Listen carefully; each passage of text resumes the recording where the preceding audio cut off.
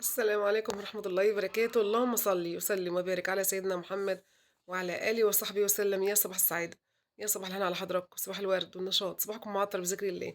اذكروا الله وصلوا على الرسول عليه الصلاة والسلام. صلوا على الحبيب قلبك يطيب، اللهم صل وسلم وبارك عليك يا حبيبي يا رسول الله. كل سنة وحضراتكم طيبين. بدأنا في العدد التنازلي لدخول رمضان. كل سنة وانتم بخير وصحة وسعادة وأيام جميلة جدا. 30 يوم يعني مش عايزة أقول لكم يعتبروا من الجنة، والله العظيم بجد هم 30 يوم بالسنة كلها. بس حضراتكم طيبين وربنا يجعلها يا رب رمضان كريم على حضراتكم جميعا وعلى الشعب المصري كله والشعب العربي وكل الدول العربية بإذن الله. الناس اللي عايزة وشها يتخن، ناس كتير جدا بعتلي السؤال ده على صفحة الماسنجر بتاعتي، بتقول لي لو عايزة يبقى لي خدود. بصوا، في ماسك احنا كنا عملناه على القناة قبل كده اللي هو ماسك الخميرة. بس قبل ماسك الخميرة عايزة أقول لحضرتك على حاجة كويسة، هو نظام غذائي لازم تمشي عليه، اللي هو إيه بقى؟ اللبن. اللبن من الحاجات اللي هي بتخلّي البشرة بتاعة أي ست أو أي حد حلوة. يعني لو حضرتك شربتِ كل يوم كوباية لبن وواظبتِ عليها لفترة، هيعمل معاكِ خدود كويسة جدًا، وكمان هيخلّيكِ صحتِك حلوة أوي، لإن اللبن يعني مفيد جدًا، جدًا بجد يعني. خصوصًا لو أنتِ كلتِ معاه تمر. تمر واللبن ده حاجة يعني مش عايزة أقول لِك، ما شاء الله، يعني ما شاء الله فعلًا من الحاجات المغذية جدًا المفيدة جدًا للجسم، جدًا، جدًا، جدًا، بس طبعًا مش كل الناس بتواظب عليها.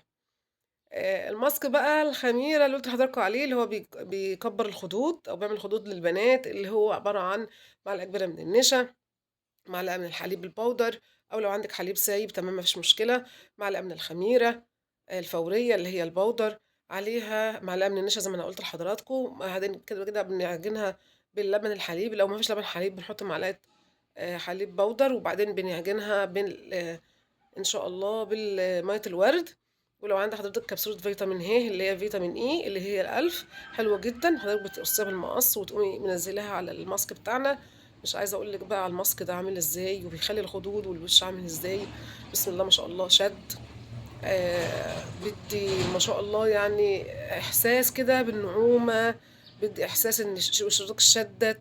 كولاجين طبيعي يا جماعة والله العظيم، وما شاء الله، ما شاء الله، ما شاء الله على فعلًا الماسك ده حلو جدًا، حلو جدًا للبشرة، جدًا. فجرّبيه واعمليه. ده السؤال بتاع أختي الفاضلة اللي بعتت لي على صفحة الماسنجر على السؤال بتاع تكبير الخدود. طيب لو حد بقى من بناتنا الصغيّرين عايز يتخن، البناتات الصغيرات اللي هم بيبقى جسمهم رفيع جدًا ودايمًا بياكلوا ومش باين عليهم، دايمًا واظبي على كوباية عصير موز باللبن الصبح. الموز باللبن من الحاجات اللي بتتخن وبتزود الجسم، والناس التخينة ما تشربوش. داخل علينا رمضان وهنعمل حليب بموز بقى والناس كلها تعمل حليب بموز. انتوا حرين، تخان هيتخانوا. دايمًا المشروب ده فعلًا بيفيد الناس الرفيعين، لإنه فعلًا بيدّي طاقة رهيبة جدًا. بيتخن بجد يعني بيزود الجسم. فالناس اللي بناتها رفيعة وعايزة تتخن جسمها شوية تقدر تشرب المشروب ده كتير، إن شاء الله هيفيدك جدًا.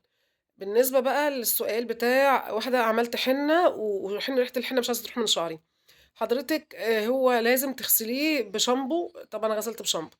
هتعملي إيه بقى، معلقة كبيرة من البُن تحطيها على الشامبو وترجيه حبّة في كوباية كده تقلّبيه وتغسلي شعرِك بيها. البُن من الحاجات اللي بتخلّي تضيّع ريحة الماسكات الشعر اللي الناس بتعملها، لإن هي فعلًا بتقضي على أي ريحة موجودة. جرّبيها وإن شاء الله ريحة الحنة هتروح من شعرِك تمامًا. حطّي بس معلقة كبيرة على شوية من الشامبو في كوباية وقلّبيه، واغسلي شعرِك بيها شوية كده، سيبيها على شعرِك شوية، ادعكي شعرِك بيها خالص. ريحة البُن هتضيّع ريحة الحنة أو ريحة أي ماسك حضرتك عاملاه على شعرِك. ما تنسيش تذكري ربنا دايمًا وأنتِ قاعدة.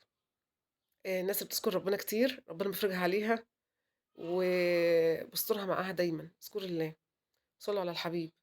في الكومنتات باتبسط جدًا والله العظيم لمّا ألاقي كومنتاتكم كتير كده ما شاء الله، يعني أنا باخد ثواب وأنتم بتاخدوا ثواب. كل سنة وحضراتكم طيبين مرة تانية، ودمتم في رعاية الله.